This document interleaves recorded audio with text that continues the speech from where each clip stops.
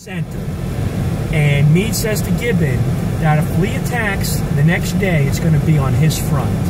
And Gibbon says, why do you think that, General Meade? And Meade says, because he's tried a left flank, little round top, he's tried a left flank, or right flank, Pope's Hill, hasn't been successful, he's going to think we're weak in the center. And that's exactly what General Lee believes the next day. As a matter of fact, General Meade predicted what Lee was going to do before Lee even knew what Lee was going to do. So the stage is set for July 3rd. There's going to be an attack of the Confederates in the Union Center, and the Union troops are going to be ready for it. And that's going to be our next and final step.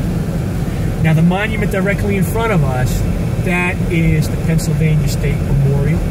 That is the largest monument on the battlefield.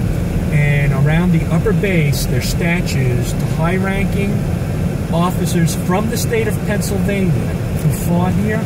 And in addition to that, there's a statue to Andrew Curtin, the war governor of Pennsylvania, as well as to President Abraham Lincoln. But the most intriguing thing about the monument is the lower base.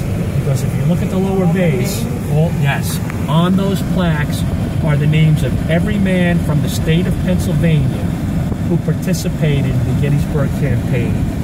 About 35,000 names. They're in alphabetical order by regiment, and next to some of those names is a star, and that star indicates that that man was killed here at Gettysburg.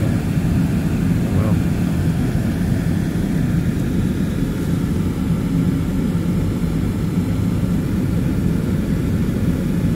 But also, I mean, if they had the name by record, then, I mean, if the unknown soldiers that are out there, would be a lot of them. Oh, absolutely. Yeah. I mean, there's probably only about, I would say, half of the men that are buried in the National Cemetery are buried with a name. Yeah. Some are actually buried, there's about 979 men that are completely unknown by name or by state. And about another 1,000 of them are known by state, because they had a state button on them that identified them, but don't have a name associated with them.